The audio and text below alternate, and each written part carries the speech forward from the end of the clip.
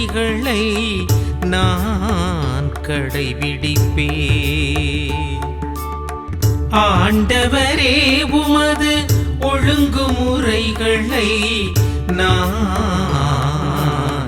கடைபிடிப்பேன். திருச்சட்டத்தை கைவிடும் தீயோரை பார்க்கும்போது சீற்றம் என்னை கவ்விக்கொள்கின்றது. தீயோரின் கட்டுகள் என்னை இறுக்குகின்றன. ஆயினும் திருச்சட்டத்தை நான் மறவேன். திருச்சட்டத்தை நான் மறவேன்.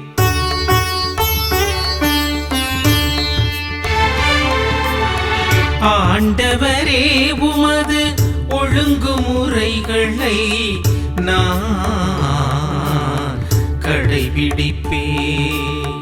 ஆண்டவரே உமது ஒழுங்குமுறைகளை நான் கடைபிடிப்பேன். மனிதர் செய்யும் கொடுமையினின்று என்னை விடுவியும். நியமங்களை நான் கடைபிடிப்பேன். சதி செய்து ஒடுக்குவோர் என்னை நெருங்கி வருகின்றனர். திருச்சட்டத்துக்கும் அவர்களுக்கும் வெகு தொலைவு.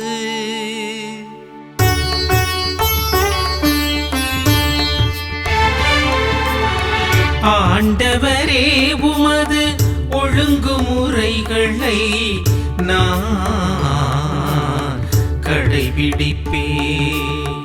ஆண்டவரே உமது ஒழுங்குமுறைகளை நான் கடைபிடிப்பேன். தீயோர்க்கு மீட்பு வெகு தொலைவில் உள்ளது. ஏனெனில் அவர்கள் விதிமுறைகளை தேடுவதில்லை. துரோகம் செய்வோரை அருவருப்புடன் பார்க்கின்றேன். ஏனெனில் அவர்கள் வாக்கை கடைபிடிப்பதில்லை. அவர்கள் வாக்கை கடைபிடிப்பதில்லை.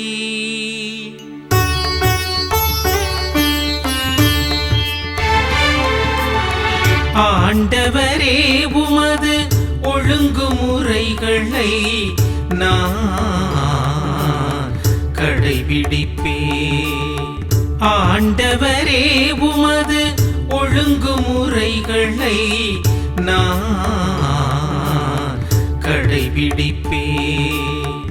இறையேசுவில் பிரியமான சகோதர சகோதரிகளே, மாதா தொலைக்காட்சி நேயர்களே, உங்கள் அனைவரையும் தினம் ஒரு திருப்பாடல் நிகழ்ச்சியின் வாயிலாக சந்திப்பதில் நான் பெருமகிழ்ச்சி அடைகின்றேன். இன்றைய நாளிலே நம்முடைய சிந்தனைக்கு கொடுக்கப்பட்டிருக்கின்ற திருப்பாடல் எண் 119. இந்த திருப்பாடலுடைய சிறப்பம்சமானது திருவிவிலியத்தில் காணப்படுகின்ற திருப்பாடல்களுள் மிக நீளமான திருப்பாடலாக இது இருக்கின்றது. 178 வசனங்களை கொண்டிருக்கின்றது.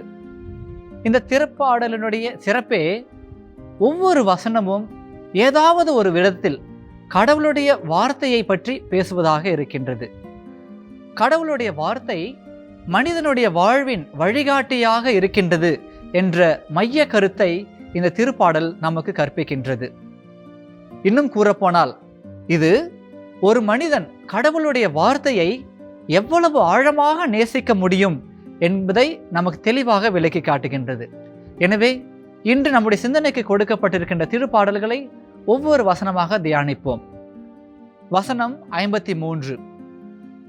திருச்சட்டத்தை கைவிடும் தீயோரை பார்க்கும்போது சீற்றம் என்னை கவ்வி கொள்கின்றது என்று திருப்பாடல் ஆசிரியர் இங்கே கூறுகின்றார். என் அன்பிற்குரியவர்களே, இந்த வசனம் ஒரு வகையான ஆழமான ஆன்மீக உணர்ச்சியை பற்றி பேசுகின்றது. இது மனித ரீதியான பழிவாங்கும் கோபம் அல்ல, மாறாக கடவுளுடைய வார்த்தையை முன்னிட்டு வருகின்ற புனித கோபம் என்றே சொல்லலாம். காரணம், இதே வகையான கோபத்தை தான் எசாயா, எரேமியா, யோனா போன்ற இறைவாக்கினர்கள் வெளிப்படுத்தினார்கள். கடவுளுடைய மக்கள் ஆண்டவருடைய திருச்சட்டத்தை, வார்த்தையை மீறுகின்ற போது துயரம் கலந்த கோபத்தை அவர்கள் வெளிப்படுத்தினார்கள். அன்பிற்குரியவர்களே, கடவுளுடைய வார்த்தையால் நாம் உந்தப்பட்டு அதன்படி வாழ்ந்து அதனுடைய புனித தீயில் பற்றி எரிகின்ற போதுதான் நாமும் இதை போன்ற புனித உணர்ச்சிகளை வெளிப்படுத்த முடியும். நமக்கு அப்படிப்பட்ட ஆர்வம் கடவுளுடைய வார்த்தையின் மேல் இருக்கின்றதா? சிந்தித்து பார்ப்போம். இரண்டாவதாக வசனம் 61, தீயோரின் கட்டுகள் என்னை இறுக்குகின்றன, ஆயினும் உம் திருச்சட்டத்தை நான் மறவேன். அன்பிற்குரியவர்களே, இந்த வசனம் ஒரு நம்பிக்கை மிகுந்த மனிதனின் இதயத்தின் ஆழத்திலிருந்து வருகின்ற ஒரு சாட்சியமாக இருக்கின்றது. காரணம், தீயோரின் கட்டுகள் என்னை இறுக்குகின்றன என்று திருப்பாடல் ஆசிரியர் இங்கே கூறுகின்றார். இங்கே தீயோரின் கட்டுகள் என்பது அவரை சுற்றி இருக்கின்ற தீயவர்களால் வருகின்ற துன்பங்களை குறிக்கின்றது, அவருடைய மனக்கலக்கத்தை குறிக்கின்றது. ஆனாலும் உன் திருச்சட்டத்தை நான் மறக்க மாட்டேன் என்று திருப்பாடல் ஆசிரியர் கூறுகின்றார். அன்பிற்குரியவர்களே, திருவிவிலியத்தை நாம் பார்க்கின்ற பொழுது இந்த வசனத்திற்கு சிறந்த எடுத்துக்காட்டாக பலர் திகழ்கின்றார்கள். குறிப்பாக தாவீது அரசர் சவுலால் துன்புறுத்தப்பட்ட போது ஆண்டவருடைய திருச்சட்டத்தை மட்டுமே அவர் நாடினார். தானியேல் சிங்க குகையில் அடைக்கப்பட்ட போது தினமும் அவர் இறைவேண்டல் செய்ய தவறவில்லை. யோபு அனைத்தையும் இழந்த போது கூட ஆண்டவருடைய திருவுளத்தை மட்டுமே நிறைவேற்றினார், ஆண்டவருக்கு மட்டுமே மாட்சியை உரித்தாக்கினார். என் அன்பிற்குரியவர்களே, நம்முடைய வாழ்விலும் கூட நம்ம ஏராளமான துன்பங்கள் சூழலாம், இறுக்கங்கள் நம்மை நெருக்கலாம். ஆனால் அந்த கடினமான சூழ்நிலையிலும் கூட நாம் ஆண்டவருடைய திருச்சட்டத்தை நாடுகின்ற மனதை கொண்டிருக்கின்றோமா? சிந்தித்து பார்ப்போம். மூன்றாவது வசனம் 134, மனிதர் செய்யும் கொடுமையை நின்று என்னை விடுவியும், உன் நியமங்களை நான் கடைபிடிப்பேன் என்று திருப்பாடல் ஆசிரியர் இங்கே கூறுகின்றார். அன்பிற்குரியவர்களே, இந்த திருப்பாடல் ஆசிரியர் தன்னுடைய பிளவுபட்ட இதயத்தின் ஆழத்திலிருந்து தாழ்மையான ஜெபத்தை ஆண்டவர் பாதம் எழுப்புகின்றார். அவருடைய மனம் மனிதர்கள் இழைக்கின்ற கொடுமையிலிருந்து விடுதலையை நாடுகின்றது. இது வெறும் உடல் சார்ந்த கொடுமை கிடையாது, மாறாக அவர்கள் செய்கின்ற அநியாய தீர்ப்பு, விமர்சனம், பொய்மைகள் மற்றும் உலகத்தின் அழுத்தங்களை குறிக்கின்றது. எதற்காக இந்த விடுதலை?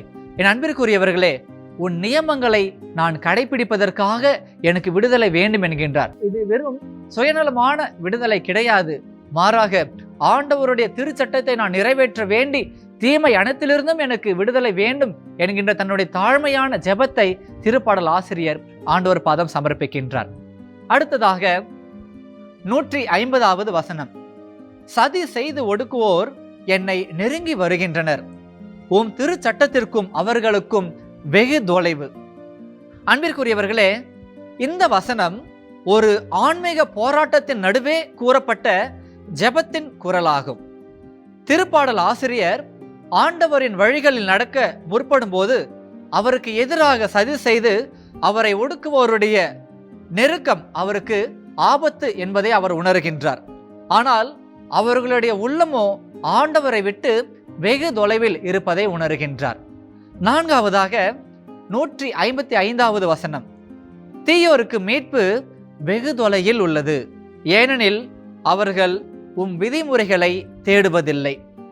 அன்பிற்குரியவர்களே, இந்த வசனம் நம் அனைவருக்குமான எச்சரிக்கையாய் இருக்கின்றது. காரணம், நாம் அனைவருமே மீட்பு பெற வேண்டும் என்றால் ஆண்டவருடைய திருச்சட்டத்தை நம்முடைய வாழ்வில் நிறைவேற்ற வேண்டும், ஆண்டவருடைய நியமங்களை நம்முடைய வாழ்வில் நிறைவேற்ற வேண்டும். ஜெபிப்போமாக. எங்கள் விண்ணக தந்தையே இறைவா, எங்களுடைய தாயாக தந்தையாக எங்களை பாதுகாத்து பராமரித்து வருகின்றீரே, இந்த புதிய நாளுக்காகவும் இந்த புதிய வேலைக்காகவும் உம்மை நாங்கள் போற்றுகின்றோம், புகழ்கின்றோம், ஆராதிக்கின்றோம், உமக்கு நன்றி கூறுகின்றோம். அருமையான காலை வேளையிலே உம்முடைய வார்த்தைகளை சிந்திக்கின்ற இந்த நேரத்திலே உம்முடைய வார்த்தைகளை எங்களுடைய வாழ்வில் நாங்கள் ஆதாயமாக்க எங்களுக்கு உம்முடைய அருளை நிறைவாக பொழிந்தருள்வீராக. ஆண்டவரே, எவ்வளவு துன்பங்கள் எங்களை சூழ்ந்தாலும், இந்த உலகம் தருகின்ற நெருக்கம் எங்களை நெருக்கினாலும், அவற்றிலிருந்து நாங்கள் சிறிதும் பிழறாமல் உம்முடைய திருச்சட்டத்தையும் நியமங்களையும் எங்களுடைய வாழ்வில் முழுமனதோடு கடைபிடிக்கக்கூடிய அருளை எங்களை நிறைவாக பொழிந்தருள்வீராக. எங்கள் ஆண்டவராகிய கிறிஸ்து வழியாக உம்மை கெஞ்சி மன்றாடுகின்றோம். ஆமேன்.